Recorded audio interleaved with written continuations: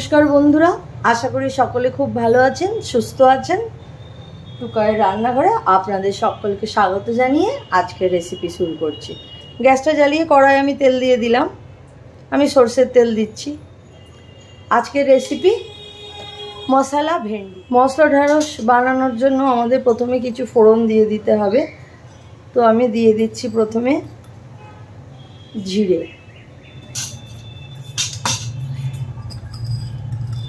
দিয়ে দিচ্ছি কালো সর্ষে, দিয়ে দিচ্ছি ফ্রেশ কারি পাতা। ফোড়নগুলো হয়ে গেছে, আমি দিয়ে দিচ্ছি রসুন আর কাঁচা লঙ্কা কুচি। আমি এখানে দুটো কাঁচা লঙ্কা কুচিয়েছি আর ওই 4-5 কোয়া মতো রসুন, বড় কোয়া 4-5 কোয়া রসুন। রসুন আর লঙ্কা ভালো মতো ভাজা হয়ে গেছে, একটু পুরো লাল লাল করবো না। এবার দিয়ে দিলাম কুচনো পেঁয়াজ। আমি একটা বড় পেঁয়াজ নিয়েছি।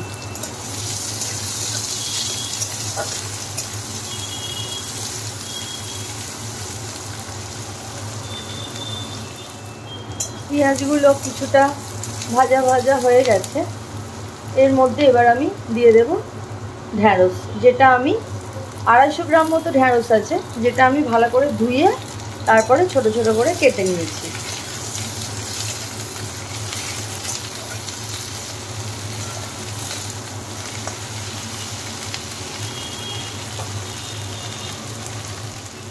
ঢ্যাঁড়সটা আমার এই খানিকটা হয়েছে ভাজা ভাজা, পুরো লাল লাল করে ভাজবো না, ওই আধ ভাজা মতো হবে আর কি। তারপরেই আমরা বাকি মশলাগুলো দেবো এর মধ্যে। এটা রুটি দিয়ে খাবার তরকারি, শুকনো একদম তরকারি। এটা রুটি দিয়ে খেতে খুব ভালো লাগবে, খুব মুখরোচক। ঢ্যাঁড়সটা অনেকটা ভাজা ভাজা হয়ে গেছে। এবার আমি এর মধ্যে একটা মিডিয়াম সাইজ টমেটো গ্রেট করে রেখেছি, সেটা দিয়ে দিলাম। টমেটো দিয়েছি, এবার দিয়ে দেব স্বাদ মতো নুন। এবার দিয়ে দেব ধনে আর জিরে একসাথে মিশিয়ে আমি এটা গুঁড়ো করে নিয়েছি, সেটা 2 চামচ। দিয়ে দিচ্ছি হলুদ গুঁড়ো,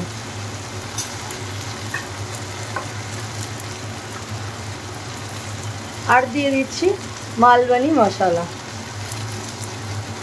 মালবানি মশলা দিয়ে এই ভেন্ডিটা খেতে খুব ভালো লাগবে। এবারে ভালো করে মিশিয়ে দিয়ে আমি একটা জল দিতে লাগবে না, টমেটো জলটাতেই ঢ্যাঁড়সটা সেদ্ধ হয়ে যাবে ভালো করে।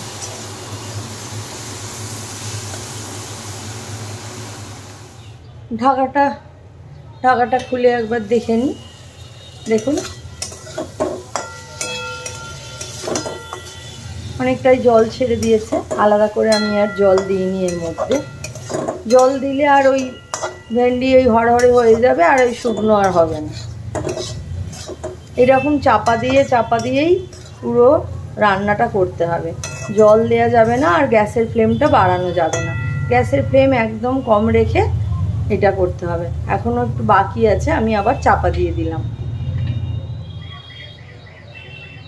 ঢাকাটা খুলে একবার দেখে নিই। এই আমাদের ভেন্ডি হয়ে গেছে। মশলা ভেন্ডি, মুখরোচক ভেন্ডি, যেটা খুশি বলতে পারেন। একদম শুকনো শুকনো হয়ে আছে। এবার আমি এর মধ্যে আর একটা জিনিস মেশানো বাকি, সেটা দিয়ে দেব। এটা দিচ্ছি চিনেবাদাম, ভাজা চিনেবাদাম।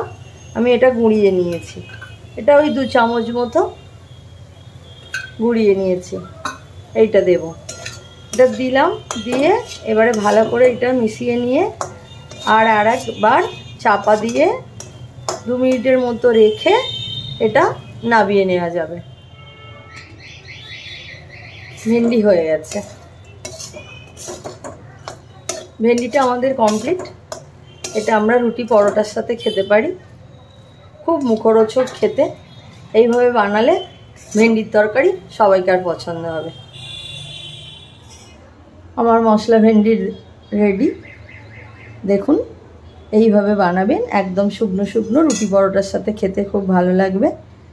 যদি আমার রেসিপি ভালো লাগে আমার চ্যানেলটাকে অবশ্যই সাবস্ক্রাইব করে নেবেন, লাইক শেয়ার কমেন্ট করবেন।